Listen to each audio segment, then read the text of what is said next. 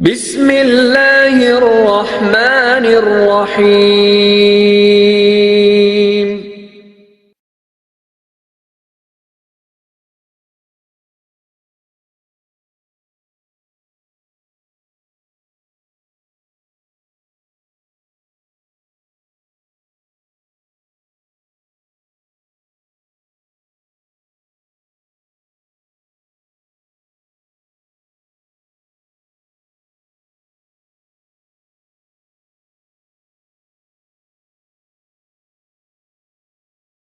بسم اللہ الرحمن الرحیم۔ الحمد للہ رب العالمین والصلاة والسلام علی اشرف الانبیاء والمرسلین محمد بن عبد اللہ الامین وعلی آلہ وصحبہ الطیبین الطاہرین، اما بعد۔ قال اللہ عز وجل فی القرآن المجید: اعوذ باللہ من الشیطان الرجیم، بسم اللہ الرحمن الرحیم۔ الا تنصروه فقد نصرہ اللہ اذ اخرجه الذين كفروا ثاني اثنين اذ هما في الغار اذ يقول لصاحبه لا تحزن ان الله معنا صدق الله مولانا العظيم۔ وقال النبي صلى الله عليه وآله وسلم: لا هجرة بعد الفتح ولكن جهاد ونية، أو كما قال صلى الله عليه وآله وسلم۔ وقال عمر رضي الله تعالى عنه: حاسبوا قبل أن تحاسبوا۔ بزرگان محترم اور عزیزان گرامی، آپ کے سامنے قرآن مجید کے سورہ توبہ سے آیت نمبر 40 آپ کے سامنے تلاوت کی گئی ہے، اور اللہ کے نبی صلی اللہ علیہ وسلم کا ایک فرمان جس کو حدیث پاک کہتے ہیں آپ کو پڑھ کر سنایا گیا ہے۔ قرآن مجید کی آیت میں اللہ رب العزت نے پیغمبر صلی اللہ علیہ وسلم کے سفر ہجرت کے واقعے کو مختصر مگر جامع انداز سے بیان فرمایا ہے۔ اسی کے ساتھ ساتھ آپ کے سامنے حضرت عمر رضی اللہ عنہ کا ایک مقولہ بھی آپ کو سنایا گیا ہے، آپ کے سامنے رکھا گیا ہے،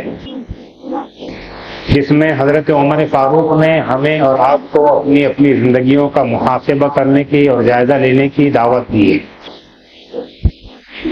عام طور پر محاسبہ اور جائزہ اس وقت لیا جاتا ہے جب کوئی کام ختم ہوتا ہے یا کوئی کام شروع ہوتا ہے۔ محرم الحرام سے مسلمانوں کا نیا سال شروع ہوتا ہے، جس کو ہجری سال کہا جاتا ہے، اور آج محرم کی 5 تاریخ ہے، یعنی 5 دن پہلے ہمارا نیا سال شروع ہو چکا۔ اور یہ ہجرت کا جو سال ہے جس کو ہجری سال کہا جاتا ہے، اللہ کے نبی صلی اللہ علیہ وسلم کے اس سفر ہجرت کو یا ہجرت کے واقعے کو بتاتا ہے اور بیان کرتا ہے اور یاد دلاتا ہے کہ آج سے تقریباً 1500 سال پہلے اللہ کے نبی صلی اللہ علیہ وسلم نے ہجرت فرمائی، اور یہ ہجرت اس لیے تھی کہ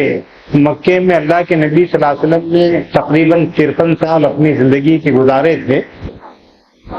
اس میں سے 13 سال آپ نے مسلسل اللہ کے بندوں کا تعلق اللہ سے جوڑنے کے لیے جدوجہد فرمائی، محنت فرمائی، کوششیں فرمائی، حتیٰ کہ اس بات کے لیے آپ کو بہت پریشان کیا گیا، تکلیفیں دی گئی، اذیتیں پہنچائی گئی، لیکن آپ نے ان ساری چیزوں کو برداشت کیا ہے کہ اللہ کے بندوں کا تعلق اللہ سے جڑے اور اللہ کے بندے اپنی زندگی کے مقصد حقیقی کو جان کر سمجھ کر اس کے مطابق اپنی زندگی گزارنے کی کوشش کریں۔ اللہ کے نبی صلی اللہ علیہ وسلم نے رات دن 13 سال تک مکے کے لوگوں کے سامنے اللہ کے دین کی بات کی، اللہ کے دین کو پہنچایا، پھیلایا، لیکن وہ بدقسمت لوگ ایسے تھے کہ اللہ کے نبی صلی اللہ علیہ وسلم کی باتوں کو سننے اور ماننے کے لیے تیار نہیں تھے۔ اس کے برخلاف اللہ کے نبی صلی اللہ علیہ وسلم کو ستانا، پریشان کرنا، تکلیف دینا انہوں نے زندگی کا مقصد بنا لیا تھا۔ اللہ کے نبی صلی اللہ علیہ وسلم نے ان سارے حالات سے عاجز آ کر اللہ تبارک و تعالیٰ کے حکم سے مکے سے مدینہ ہجرت فرمائی ہے، اس کو چھوڑ دیا ہے۔ تو ہجرت کرنا بولنے کے اعتبار سے، سننے کے اعتبار سے جتنا مشکل ہے، اتنا ہی عمل کرنے کے اعتبار سے ہجرت کرنا بولنے کے اعتبار سے جتنا آسان ہے، اسی اعتبار سے عمل کرنے سے کے اعتبار سے بہت مشکل ہے۔ ہماری ہجرت کا عالم تو یہ ہے کہ اللہ تبارک و تعالیٰ کی رضا اور اس کی خوشنودی حاصل کرنے کے لیے اپنے بستر سے مسجد کی طرف ہجرت کرنے کو تیار نہیں. اور ایک اللہ کے نبی صلی اللہ علیہ وسلم ہے کہ آپ نے اپنے وطن عزیز کو چھوڑ دیا ہے اللہ تبارک و تعالیٰ کے حکم پر عمل کرنے کے لیے, اللہ تبارک و تعالیٰ کے حکم کو لوگوں تک پہنچانے کے لیے. تو کہیں نہ کہیں یہ بہت بڑی ہجرت ہے جو ہم سے کہہ رہی ہے کہ اللہ کے نبی صلی اللہ علیہ وسلم نے تو اتنی بڑی ہجرت کی تھی اور اپنے وطن عزیز کو چھوڑ دیا تھا. آج کی تاریخ میں اگر کوئی آدمی امریکہ میں رہتا ہے لیکن اگر وہ پیدائشی اعتبار سے اورنگ آباد کے کسی چھوٹے سے گاؤں میں رہتا ہے تو وہ امریکہ میں رہتا ہے لیکن اس کو یاد آتی ہے اپنے گاؤں, اور وہ ہر آن یہ کوشش کرتا ہے کہ امریکہ چھوڑ کر آئے اور اپنے اس گاؤں میں جائے جہاں پر وہ پیدا ہوا. اللہ کے نبی صلی اللہ علیہ وسلم بھی بہرحال انسان تھے, آپ کو بھی اپنے وطن سے محبت تھی. اور روایتوں میں آتا ہے کہ جب مکے سے مدینہ ہجرت کر کے آپ تشریف لے جا رہے تھے تو مکے کو مڑ مڑ کر دیکھتے اور یہ کہتے تھے, یہ فرماتے تھے کہ یہ وہ جگہ ہے جہاں پر میں نے اپنا بچپن گزارا, یہ وہ مقام ہے جہاں پر میں نے اپنی جوانی گزاری, یہ وہ جگہ ہے جہاں پر میں نے اپنی زندگی کے قیمتی سال 53 سال گزارے. یہ اللہ کے نبی صلی اللہ علیہ وسلم کی ہجرت ہے جو ہم سے کہہ رہی ہے کہ اللہ تبارک و تعالیٰ کے حکموں پر عمل کرنے کے لیے کسی بھی قسم کی ہجرت کی جا سکتی. اگر ہم سے یہ کہا جائے کہ اللہ کے دین کو اللہ کے بندوں تک پہنچانے کے لیے ہمیں کچھ وقت نکال کر ان کی خدمت میں جانا ہے اور ان کے سامنے دین کی باتیں کرنا ہے, ان کے سامنے دین کو پہنچانا ہے, ان کے سامنے کلمے کی بات کو رکھنا ہے, ان کے سامنے ان کی زندگی کے مقصد کو بیان کرنا, تو ہمارے پاس ایک لمبی چوڑی فہرست ہوتی ہے کہ میرے لیے یہ مسائل ہیں, یہ مسائل ہیں, یہ پریشانیاں ہیں, یہ کام ہیں, یہ ذمہ داریاں. حالانکہ ہم وہ قوم ہیں کہ اللہ تبارک و تعالیٰ نے کار نبوت کی ذمہ داری ہمارے کاندھوں پر ڈالی. ہمارا ایمان اور عقیدہ یہ ہے کہ اللہ کے نبی صلی اللہ علیہ وسلم کے دنیا سے چلے جانے کے بعد اب قیامت تو آ سکتی ہے لیکن کوئی نبی, کوئی پیغمبر, کوئی رسول نہیں ہے آ سکتا. لیکن جو کام نبی, پیغمبر, رسول کرتے تھے اللہ تبارک و تعالیٰ نے ہمارے کاندھوں پر اس کی ذمہ داری ڈالی ہے. اور یقین جانیے کہ اس کے بارے میں کل قیامت کے روز ہم سے ضرور پوچھا جائے گا کہ تم نے اس ذمہ داری کو کس قدر ادا کیا ہے. قرآن اسی کے بارے میں کہہ رہا ہے کہ کنتم خیر امۃ اخرجت للناس تأمرون بالمعروف وتنہون عن المنکر وتؤمنون باللہ.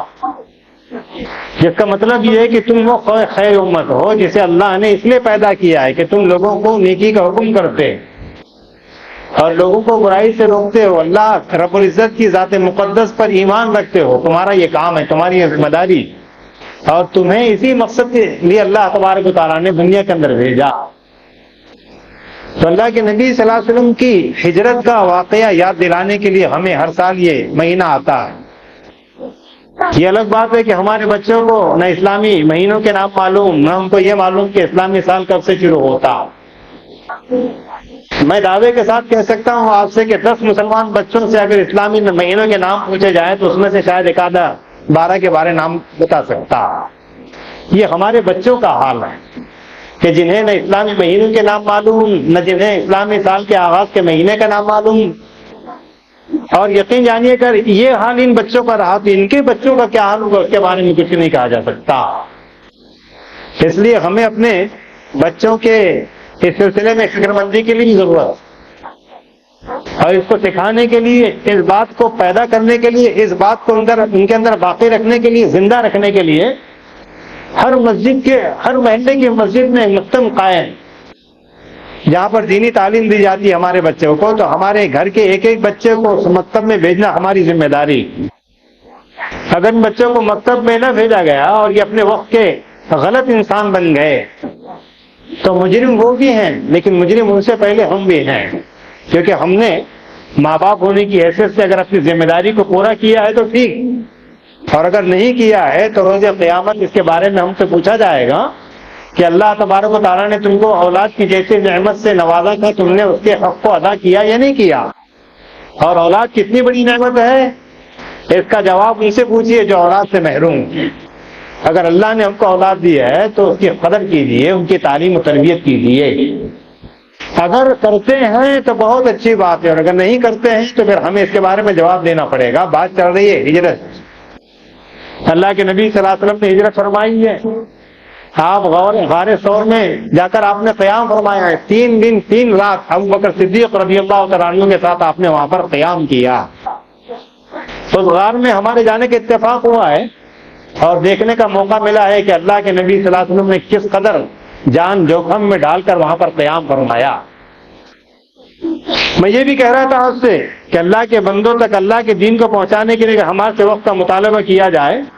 تو ہماری ذمہ داری ہے کہ ہم وقت کو نکالیں۔ کچھ نہیں کر سکتے ہیں تو اپنے محلے کی مسجد میں امام صاحب کے ساتھ ڈسکس کر کے، مشورہ کر کے، کچھ لوگوں سے ملاقات کر کے لوگوں کو ان کی زندگی کا مقصد بتایا جا سکتا ہے، سمجھایا جا سکتا ہے، اور کسی نہ کسی صورت میں اپنے اس فرض منصبی کو پورا کرنے کی کوشش کی جا سکتی ہے جو اللہ تبارک و تعالیٰ نے ہمارے کاندھوں پر ڈالی۔ اللہ کے نبی صلی اللہ علیہ وسلم نے ہجرت فرمائی، 3 دن تک آپ نے وہاں پر قیام فرمایا غار ثور میں۔ اسی واقعے کو قرآن مجید کی اس آیت میں بیان کیا گیا ہے جو خطبے میں آپ کو سنائی گئی، جس میں اللہ فرمانے کہ اللہ تنصروا فقد نصرہ اللہ، کہ اگرچہ تم نے اللہ کے نبی صلی اللہ علیہ وسلم کی مدد نہیں کی جب تم کو ان کی مدد کرنا چاہیے تھا، تمہارا حال تو یہ تھا کہ وہ تمہارے پیچھے چلتے تھے کہ تم کو زندگی کا مقصد سمجھائیں بتائیں، اور تم ان کی جان کے دشمن بن گئے، وہ تم کو تمہارے رب سے ملانا چاہتے تھے اور تمہارا حال یہ تھا کہ تم ان کی جان کے پیچھے پڑ گئے۔ اللہ کے نبی صلی اللہ علیہ وسلم کے ساتھ یہ کیا گیا۔ قرآن کہہ رہا ہے، اللہ فرما رہے ہیں کہ تم اگر چاہتے تو مدد کر سکتے تھے لیکن تم نے مدد نہیں کی ہے۔ اللہ تنصروا فقد نصرہ اللہ، کب؟ اذ اخرجہ الذین کفروا، جب کافر لوگ اللہ کے نبی صلی اللہ علیہ وسلم کو مکے سے نکال رہے، ثانی اثنین اذ ہما فی الغار، کہ جب وہ غار میں گئے ہیں تو دونوں میں سے ایک نے کہا، وہ کہنے والے ابو بکر صدیق ہیں، کہ جب دشمن کے قدم کو قریب آتے ہوئے دیکھا تو وہ بکر نے، تو نبی کریم صلی اللہ علیہ وسلم سے فرمایا کہ کیا ہوگا، کیسے ہوگا جب دشمن ہم کو یہاں پر پالے گا اور دیکھ لے گا۔ تو اللہ کے نبی صلی اللہ علیہ وسلم نے جس جذبہ ایمانی کے ساتھ یہ جملہ فرمایا ہے، قرآن کریم اس کو بھی نقل کر رہا اور یہ کہہ رہا ہے کہ لا تحزن ان اللہ معنا، کہ ابو بکر ڈرو نہیں، گھبراؤ نہیں، غم نہ کرو، اللہ ہمارے ساتھ ہے، اللہ ہمارے ساتھ۔ اور یقین جانیے کہ جب یہ جملہ اگر اس کے حقیقی معنی اور مفہوم پر غور کر لیا جائے، زندگی میں اس پر عمل کر لیا جائے، تو انسان ساری دنیا سے بے نیاز ہو سکتا ہے۔ یہ اللہ کا وعدہ، کیونکہ اللہ رب العزت کی ذات مقدس وہ ہستی ہے، وہ ذات ہے کہ جب بندے مومن کے دل میں وہ جاگزی ہو جاتی ہے تو دنیا کے ہر فکر سے، ہر غم سے، ہر مسئلے سے اللہ تبارک و تعالیٰ اس کو آزاد کر دیتے ہیں۔ جو بندہ جذبہ ایمانی سے یہ کہتا ہے کہ لا تحزن ان اللہ معنا، کہ ڈرنے کی، گھبرانے کی کوئی ضرورت نہیں ہے، کیوں؟ اس لیے کہ اللہ ہمارے ساتھ ہے۔ حضرت ابوبکر صدیق رضی اللہ عنہ سے پیغمبر صلی اللہ علیہ وسلم نے فرمایا تھا۔ اسی واقعے کو اس آیت میں بیان کیا گیا۔ پھر اللہ کے نبی صلی اللہ علیہ وسلم کی ایک فرمان، ایک بات بھی آپ کو سنائی گئی، ایک فرمان آپ کو سنایا گیا ہے جس میں آپ نے فرمایا کہ لا ہجرت بعد الفتح ولکن جہاد و نیہ، جس کا مطلب یہ ہے کہ فتح مکہ کے بعد اب ہجرت کی ضرورت باقی نہیں ہے، لیکن ہجرت کا ثواب ابھی باقی رکھا گیا۔ ہجرت کی ضرورت نہیں ہے، لیکن کوئی آدمی کوئی کام ہجرت کی نیت سے کرے تو اللہ تبارک و تعالیٰ کی ذات سے امید ہے کہ اس کو ہجرت کا ثواب ملے گا۔ ہم سے اور آپ سے بھی اپنی زندگی میں کچھ تقاضے ہیں کچھ ہجرت کے، اگر ان تقاضوں کو سنا جائے اور اس کے مطابق عمل کر لیا جائے، امید ہے کہ اللہ تبارک و تعالیٰ ہم کو بھی ہجرت سے کچھ مناسبت عطا فرما دیں گے انشاءاللہ۔ تو یہ ہجرت ہے اللہ کے نبی صلی اللہ علیہ وسلم کی۔ پھر جب آپ نے مکے کو چھوڑ کر مدینہ تشریف لے گئے ہیں تو وہاں پر لوگوں نے آپ کا استقبال کیا ہے، کیونکہ یہ لوگ 13 سال سے سن رہے تھے کہ اللہ کے نبی صلی اللہ علیہ وسلم جو مکے میں رہتے ہیں ان کو دین کی دعوت دینے کی وجہ سے، دین کا کام کرنے کی وجہ سے لوگ ستا رہے ہیں، پریشان کر رہے ہیں، تکلیفیں دے رہے ہیں، اور بہت ان کے فرمائے کہ ان کے لیے مسائل اور حالات پیدا کر دیے گئے۔ تو مدینے کے لوگوں کا یہ خیال تھا کہ اگر اللہ کے نبی صلی اللہ علیہ وسلم یہاں تشریف لائیں تو ہم آپ کا استقبال کریں گے۔ جب آپ پہنچے ہیں تو سارے مکے کے لوگوں نے، مدینے کے لوگوں نے مدینے کے باہر نکل کر اللہ کے نبی صلی اللہ علیہ وسلم کا استقبال کیا۔ چھوٹی چھوٹی بچیاں گیت گاتی ہیں، اللہ کے نبی صلی اللہ علیہ وسلم کے صحابہ جو پہلے سے وہاں پر آ چکے ہیں ہجرت کر کے، وہ اور مدینے کے لوگ جن کو انصار اور مہاجر کہا جاتا ہے، اللہ کے نبی صلی اللہ علیہ وسلم کے استقبال کے لیے مدینے کے باہر تشریف لاتے ہیں۔ یہ اعزاز مکے والوں کو نہیں ملا ہے بلکہ مدینے والوں کو ملا ہے کہ اللہ کے نبی صلی اللہ علیہ وسلم کے یہ استقبال کرنے والے شمار ہوئے ہیں۔ اور استقبال کس کا کر رہے ہیں؟ نبی کریم صلی اللہ علیہ وآلہ وسلم کا، سید الانبیاء، اور فرمائے کہ نبیوں کے سردار، ان کا استقبال کیا جا رہا۔ پھر اللہ کے نبی صلی اللہ علیہ وسلم نے یہاں پر اخوت اور بھائی چارے کا جو نظام، مواقعات کا جو نظام قائم کیا ہے، قرآن کریم نے اس کو بھی ذکر کیا۔ آج دنیا کے اندر مسائل پیدا ہو جاتے ہیں، ایک ملک کے لوگ دوسرے ملک میں چلے جاتے ہیں تو وہاں پر بڑے مسائل پیدا ہو جاتے ہیں، لیکن اللہ کے نبی صلی اللہ علیہ وسلم نے اس مسئلے کو اتنی آسانی سے حل فرمایا ہے کہ جو لوگ مکے سے مدینہ ہجرت کر کے چلے گئے تو ان کو مہاجر کہا جاتا ہے، اور جن لوگوں نے ان لوگوں کی وہاں پر مدد کی ہے مدینے میں، ان کو انصار کہا جاتا ہے، مدد کرنے والے کہا جاتا۔ اور دنیا کے یہ وہ لوگ ہیں جن کو انصار اور مہاجر کہا جاتا ہے کہ اللہ نے ان کو دنیا کی زندگی میں ہی جنتی ہونے کی خوشخبری دی ہے۔ رضی اللہ عنہم ورضوا عنہ ذالک لمن خشی ربہ۔ صحابہ کرام کے بارے میں، مہاجر اور انصار کے بارے میں قرآن مجید کہہ رہا ہے کہ یہ وہ لوگ ہیں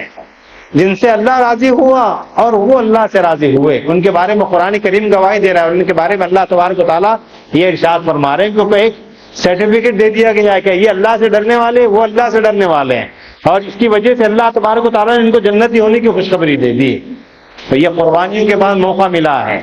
یہ مقام جو مرتبہ ملا ہے ان کو بڑی قربانیوں کے بعد ملا۔ تو میں کہہ رہا تھا کہ وطن عزیز کو چھوڑنا، ہجرت کرنا، سننے کے اعتبار سے، بولنے کے اعتبار سے جتنا آسان ہے اتنا ہی عمل کرنے کے اعتبار سے بہت مشکل ہے۔ ہم سے کہا جاتا ہے کہ اللہ کے بندوں تک اللہ کے دین کو پہنچانے کے لیے کچھ وقت دیجیے۔ میں نے پہلے بھی کہا ہمارے سامنے مسائل کی ایک فہرست رہتی ہے کہ صاحب میں نہیں جا سکتا، میں نہیں کر سکتا، میرے ذمہ یہ کام ہے، میرے ذمہ فلاں کام ہے، مسائل ہیں، بہانے ہیں۔ لیکن بہرحال اللہ کے نبی صلی اللہ علیہ وسلم نے تو ہجرت کر کے ہم کو اور آپ کو یہ پیغام دیا ہے کہ اللہ کا دین پہلے ہے، بعد میں ساری چیزیں۔ تو ہمیں اس سلسلے میں توجہ دینا۔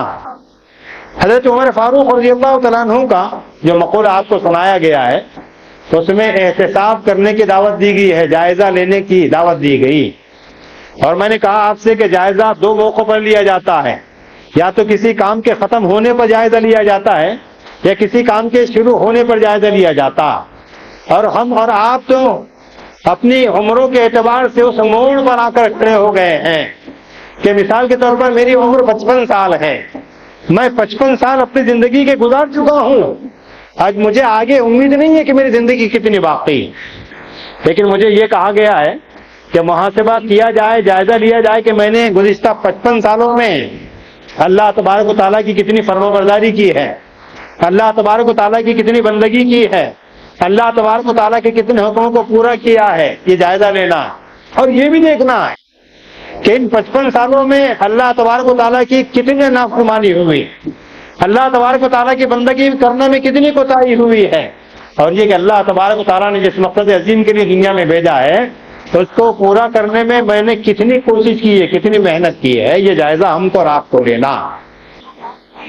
تو ظاہر ہے کہ اگر محاسبہ کرنا چاہتے ہیں اور جائزہ لینا چاہتے ہیں جس میں فائدہ ہی فائدہ ہے، اور ظاہر ہے کہ محاسبہ کرنے والے ہمیشہ فائدے میں رہتے ہیں، تو ہمیں اپنی اپنی زندگی کے جتنے سال گزر چکے ہیں اس میں ایک دائرہ ڈالنا ہے، اچٹتی ہوئی نظر ڈالنا ہے، اور یہ دیکھنا ہے، یہ سوچنا ہے کہ ان سالوں میں اللہ تبارک و تعالیٰ کی توفیق سے کتنے اچھے کام ہوئے، اس پر اللہ کا شکر ادا کرنا۔ اگر کچھ کمی رہ گئی ہے، کوئی کوتاہی ہو گئی ہے تو اللہ تبارک و تعالیٰ کے سامنے ہاتھ اٹھا کر توبہ کرنا ہے، کیونکہ بہرحال اللہ تبارک و تعالیٰ کو توبہ کرنے والے بندے بہت پسند آتے ہیں۔ قرآن کریم نے ایک نہیں کئی جگہ بیان کیا ہے کہ جو بندے اللہ تبارک و تعالیٰ کی طرف رجوع کرنا چاہتے ہیں، پلٹ کر آنا چاہتے ہیں، اللہ تبارک و تعالیٰ سے اپنے رشتے کو جوڑنا چاہتے ہیں، مضبوط کرنا چاہتے ہیں، تو ان کے لیے آپشن زندگی بھر موجود رہتا، تاکہ کہ انسان کی زندگی میں اس کے خاتمے کا وقت آ جائے جس کو غرغرے کی کیفیت کہا جاتا ہے، اس وقت کوئی توبہ کرتا ہے تو اللہ اس کی توبہ کو قبول نہیں فرماتے۔ لیکن جب تک کہ انسان کی جان میں جان ہے اور اس کے ہوش حواس باقی ہے، اگر اس کو اس بات کا احساس ہو رہا ہے کہ میں نے اپنے رب کی بندگی کرنے میں کوتاہی کی ہے، مجھ سے گناہ بھی سرزد ہوئے ہیں، مجھ سے غلطیاں بھی ہوئی ہیں، تو مجھے اللہ تبارک و تعالیٰ سے توبہ کرنا چاہیے، معافی مانگنا چاہیے، اپنے گناہوں کا اعتراف کرنا چاہیے۔ تو اس کا آسان طریقہ یہ ہے کہ اللہ رب العزت کے سامنے ہاتھ اٹھا کر توبہ کرے بندہ اور یہ کہے کہ اللہ، میں نہیں جانتا کہ آپ کی بندگی میں کہاں کہاں کتنی کوتاہی ہوئی، میں آپ سے اس کے سلسلے میں معافی مانگتا ہوں، اور ساتھ میں یہ عہد کرتا ہوں کہ آئندہ جب تک کہ زندہ رہوں گا آپ کی بندگی کرنے کی کوشش کرتا رہوں گا، اور آپ نے جس مقصد کے لیے مجھے دنیا میں بھیجا ہے اس مقصد کو سامنے رکھ کر زندگی گزارنے کی کوشش کروں گا۔ تو یقین جانیے کہ یہ بندہ مومن اللہ تبارک و تعالیٰ کے نزدیک بہت پسندیدہ بندہ، کیونکہ جب بندے توبہ کرتے ہیں اور نئے عزم کے ساتھ زندگی کا آغاز کرتے ہیں، اللہ تبارک و تعالیٰ ایسے بندوں کو بہت پسند فرماتے ہیں۔ قرآن مجید کہتا ہے کہ قل یا عبادی الذین اسرفوا علی انفسہم لا تقنطوا من رحمت اللہ ان اللہ یغفر الذنوب جمیعا انہ هو الغفور الرحیم، جس کا مطلب یہ ہے کہ اے پیغمبر صلی اللہ علیہ وسلم، آپ میرے بندوں سے یہ فرما دیجیے کہ جنہوں نے گناہوں کے ذریعے سے اپنے اوپر ظلم عظیم کیا ہے وہ اللہ تبارک و تعالیٰ کی رحمت سے ہرگز مایوس اور نا امید نہ ہو۔ اللہ وہ ہیں جو بندے کے سارے گناہوں کو معاف فرما دیتے ہیں، گناہوں کے معاف کرنے کا اختیار اللہ کے سوا کسی کو نہیں۔ قرآن مجید کی آیت ہم سے کہہ رہی، یہ خوشخبری ہمیں اپنے آپ میں اس بات کی دعوت دے رہی ہے کہ ہم میں سے کوئی انسان اس بات کا دعویٰ نہیں کر سکتا ہے کہ وہ گناہ نہیں کرتا۔ ہر انسان سے گناہ ہوتے ہیں، ہر انسان گناہ کرتا ہے۔ حد تو یہ ہے کہ اللہ کے نبی صلی اللہ علیہ وسلم نے یہاں تک فرمایا ہے کہ اللہ کو وہ بندے محبوب ہیں جو گناہ ہونے کے بعد توبہ کرتے ہیں، اور توبہ کر کے اللہ تبارک و تعالیٰ کو راضی کرنے کی وہ کوشش کرتے ہیں۔ اللہ کے نبی صلی اللہ علیہ وسلم کی زبان مبارک میں سنیے، فرمایا آپ نے کہ کلو بنی آدم خطاؤون وخیر الخطائین التوابون المستغفرون، جس کا مطلب یہ ہے کہ آدم کا ہر بیٹا گناہ گار ہے، جن میں ہم سب شامل۔ پیغمبر صلی اللہ علیہ وسلم فرماتے ہیں کہ آدم کا ہر بیٹا گناہ گار ہے، لیکن بہترین گناہ گار وہ ہیں۔ الفاظ پر غور کیجیے، فرمایا پیغمبر صلی اللہ علیہ وسلم نے کہ بہترین گناہ گار لوگ وہ ہیں جو گناہ کرتے ہیں اور توبہ کرتے ہیں، تو اللہ تبارک و تعالیٰ ان کے توبہ کو، ان کے گناہوں کو معاف فرما دیتے ہیں، قبول فرما لیتے ہیں۔ قرآن مجید کی آیت اور یہ حدیث ہم سے کہہ رہی ہے کہ بہرحال ہمیں اور آپ کو ہجرت کے اس موقع پر ایک نئے عزم کے ساتھ اپنی زندگی کا آغاز کرنا۔ نیا سال، نئی امنگیں، نئی چاہتیں، نئے عزائم، نئے خیال، نئے رجحانات، نئی باتیں۔ ہم جانتے ہیں کہ ساری دنیا کے پاس جب نیا سال آتا ہے تو لوگ ناچتے ہیں، گاتے ہیں، تماشے کرتے ہیں، لیکن اسلام وہ مذہب ہے جس نے ان چیزوں کو قبول نہیں کیا ہے کہ خوشی کے موقع پر ناچا جائے اور گایا جائے اور تماشے کیے جائے، لیکن حد کے اندر رہ کر وہ ہمیں اور آپ کو خوشیوں کے اظہار کرنے کا موقع دیتا ہے۔ تو جب معلوم ہوا کہ محرم الحرام سے نئے اسلامی سال کا آغاز ہوتا ہے تو ہمیں یہ کام کرنے کی ضرورت ہے کہ ہم ایک دوسرے کو نئے سال کی مبارکباد دیں۔ ہمارے پاس ہو یہ رہا ہے کہ جب محرم الحرام کا مہینہ شروع ہوتا ہے تو یہاں سے وہاں تک سناٹا چھا جاتا ہے، اور یہاں سے وہاں تک عجیب و غریب صورتحال پیدا ہو جاتی ہے یا کر دی جاتی ہے۔ عام مسلمان یہ سمجھتا ہے کہ اس مہینے کے آغاز پر کوئی اچھا کام نہیں کرنا چاہیے، چنانچہ دیکھیے کہ نہ شادی ہو رہی ہے، نہ کوئی اچھا کام ہو رہا ہے، نہ کوئی اچھی بات سامنے آ رہی ہے، نہ سننے میں آ رہی ہے۔ یہ اس لیے ہے کہ ہم نے اپنے طور پر یہ سمجھ لیا ہے کہ محرم الحرام کا جب اسلامی نیا سال کا پہلا مہینہ شروع ہوتا ہے تو یہ ماحول خود بخود بنا دیا جاتا ہے۔ تو ہمیں دو باتیں کرنی، ایک بات تو یہ کرنی ہے کہ شرعی حدود میں رہ کر اسلامی نئے سال کی مبارکباد دینا، اور اپنے طور پر یہ عزم کرنا ہے، ارادہ کرنا ہے کہ انشاءاللہ جتنی زندگی گزر گئی ہے اس پر اللہ سے معافی مانگ لیں گے، اور آئندہ اس بات کا عزم کریں گے، ارادہ کریں گے حوصلے کے ساتھ کہ اب جتنی زندگی گزرے گی ہم اللہ تبارک و تعالیٰ کی بندگی کے ساتھ اپنی زندگی کو گزارنے کی کوشش کریں گے انشاءاللہ۔ اس موقع پر یہ بات بھی یاد رکھنی ہے کہ زندگی کا چراغ کب گل ہو جائے اس کا کوئی پتہ نہیں ہے،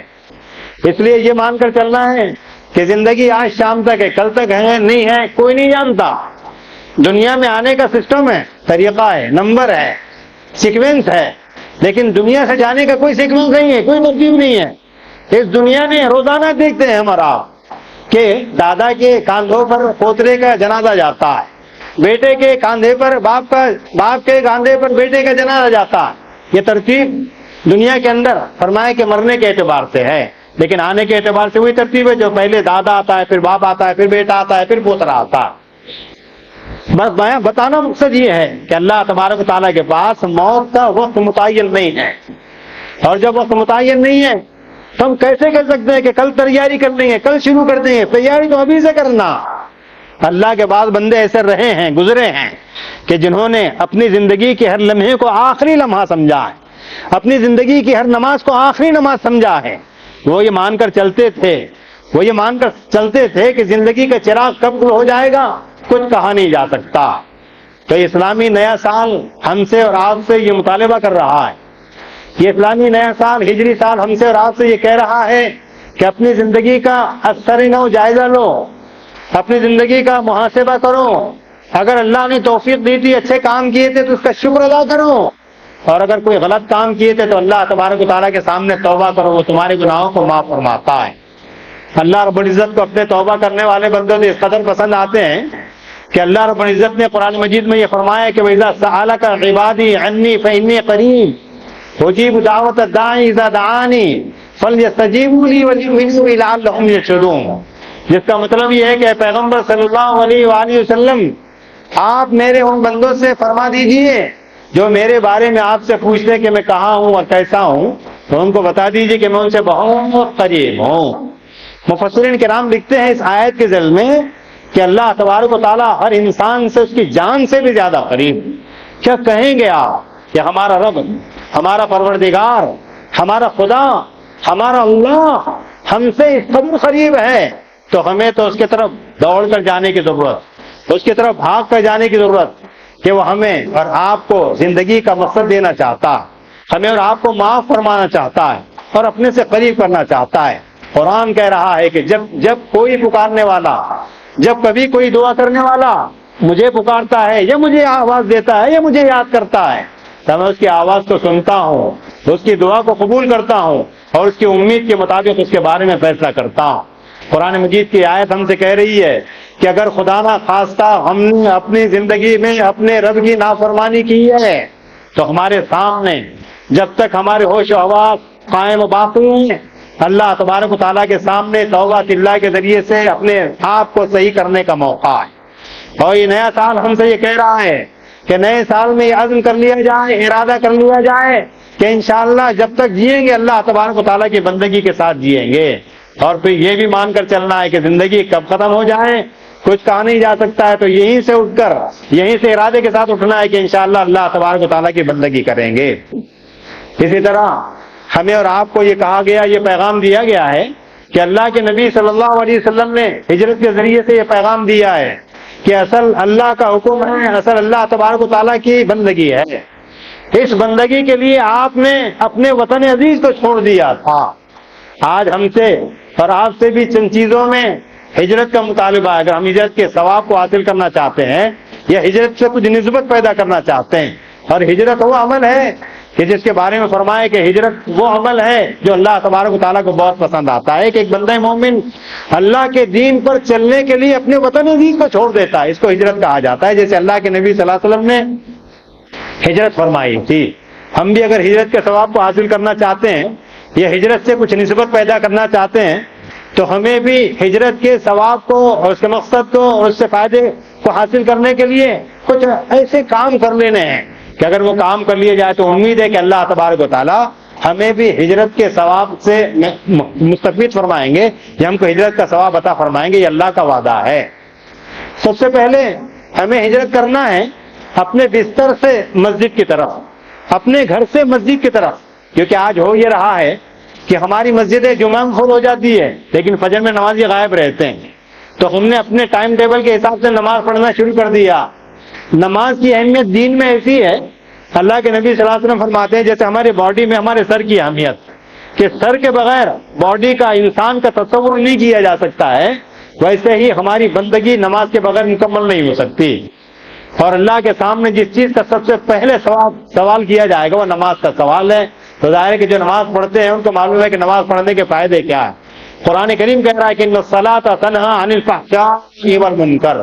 کہ نماز وہ عبادت ہے، نماز وہ بندگی ہے جو انسان کو برائیوں اور بے حیائیوں کے کاموں سے روکتی ہے۔ آج ہمارے معاشرے میں، سماج میں، سوسائٹی میں جو کام ہو رہے ہیں بے حیائی کے، گناہوں کے، وہ ہمارے سامنے، ہم واقف ہیں، ہم دیکھ رہے ہیں، لیکن کچھ کر نہیں پا رہے ہیں۔ اس کی وجہ یہ ہے کہ ہم نے اپنے رب سے اس نماز کے رشتے کو توڑ کے رکھا ہے، جس کی وجہ سے اللہ تبارک و تعالیٰ ساری دنیا میں ہم کو رسوا فرما رہے ہیں۔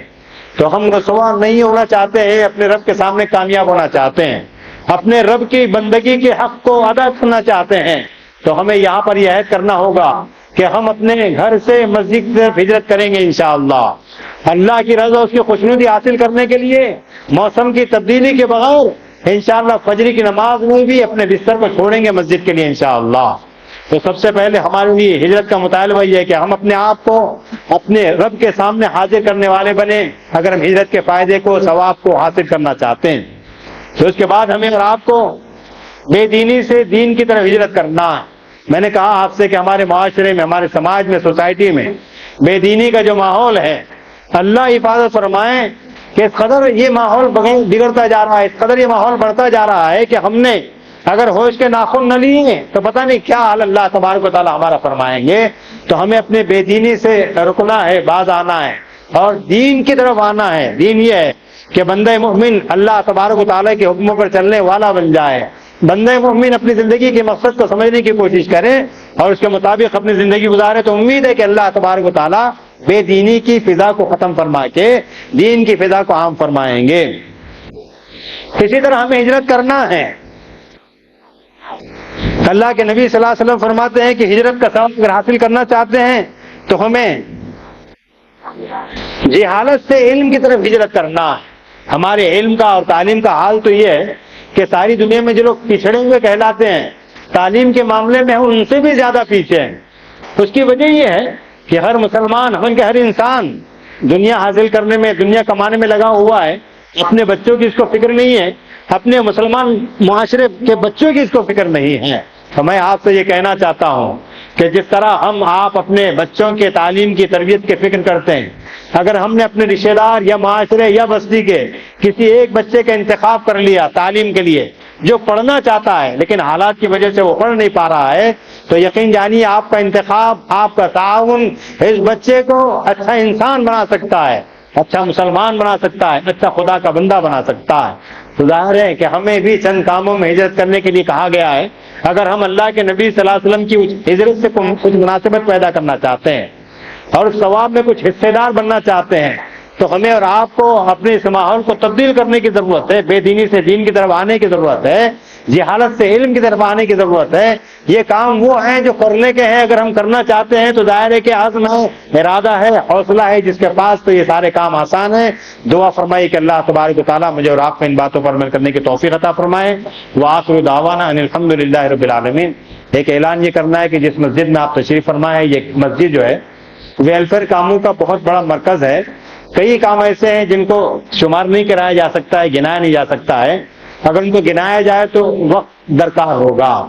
اور ظاہر کہ ویلفیئر کے جتنے کام کیے جاتے ہیں وہ سب کے سب مسلم معاشرے کے تعاون سے پورے کیے جاتے ہیں۔ حد یہ ہے کہ اتنے بڑے کاموں کے کرنے کے لیے یہاں پر کوئی فرمائے کہ سفیر بھی نہیں کہ آپ کی خدمت میں حاضر ہو کر وہ آپ سے کچھ تعاون حاصل کر کے یہاں پر لے کر آئے، اس کے لیے بھی کوئی یہاں پر بندوبست نہیں کیا گیا، نظم نہیں کیا گیا۔ آپ لوگ حاضر ہو جاتے ہیں جمعہ کے موقع پر، جو تعاون آپ کا ہو جاتا ہے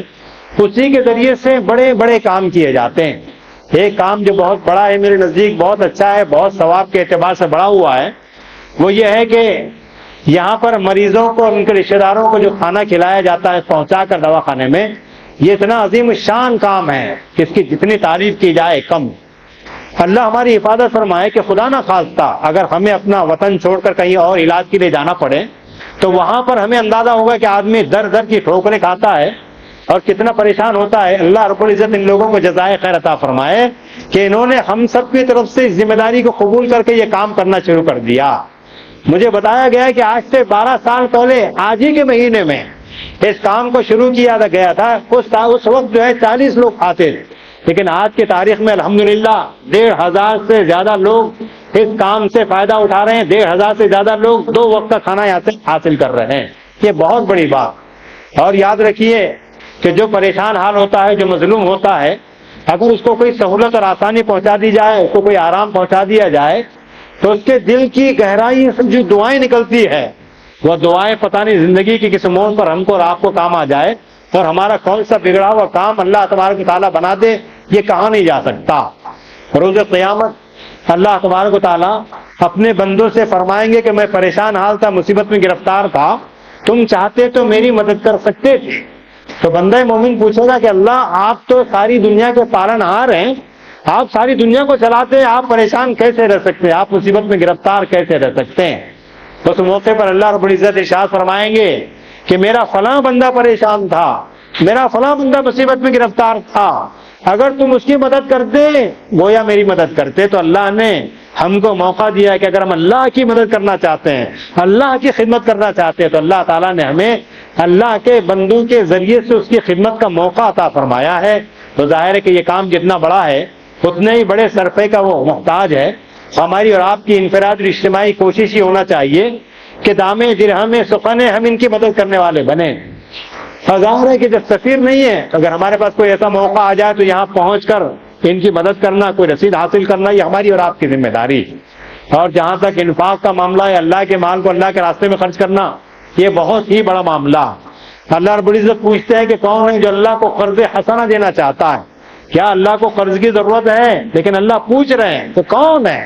جو ہمیں قرض حسنہ دینا چاہتا ہے. اس کا مطلب صرف یہ ہے کہ جو میرے مال کو میرے راستے میں لگا دے گا وہ اللہ تبارک و تعالیٰ کے ذمہ قرض ہے, اور روز قیامت اس قرض کے بدلے میں اللہ تبارک و تعالیٰ کتنا گنا اضافے کے ساتھ اللہ ہم کو عطا فرمائیں گے, اس کا اندازہ ہم کو اس دنیا کے اندر نہیں ہو سکتا. اور پھر اللہ کے مال کو ہی اللہ کے راستے میں لگانا ہے, یہ مال ہمارا نہیں ہے. یہ بات ذہن سے نکال دیجئے کہ یہ مال ہمارا ہے. کوئی اگر یہ کہتا ہے کہ یہ مال میرا ہے تو اس کو معلوم ہونا چاہیے کہ سارا کہ تو اور تیرا والا وہ سب اللہ تبارک و تعالیٰ کا ہے. تو اگر ہم یہ چاہتے ہیں کہ یہ مال اللہ کے راستے میں لگ جائے, ہمیں آخرت میں کامیاب کام آ جائے, تو ہمیں اللہ کے مال کو اللہ کے راستے میں لگانا ہے. اس کی مثال قرآن مجید یہ دیتا ہے کہ جو اللہ ہی کے مال کو اللہ کے راستے میں لگاتا ہے, دیتا ہے, اس کی مثال ایسی ہے جیسے زمین میں ایک دانہ بویا گیا, اس سے ایک پودا نکلا, وہ جھاڑ بنا, اس کو بالیں آئی, ہر بالی میں 100 دانے ہیں. قرآن کہہ رہا ہے کہ جو اللہ تبارک و تعالیٰ جس کو چاہتے ہیں اس سے بھی زیادہ عطا فرماتے ہیں. تو ہمارے ہاتھ پیر جب تک سلامت ہیں اور ہوش و حواس جب تک باقی ہے, اگر اس حالت میں اللہ تبارک و تعالیٰ کی راہ ہمیں دے دیا جائے گا اور اللہ کے بندوں کی مدد کر دی جائے گی, یقین جانیے کہ یہی کام آنے والا ہے. دعا فرمائیے کہ اللہ ہمیں ایسا کرنے کی توفیق عطا فرمائے. وآخر دعوانا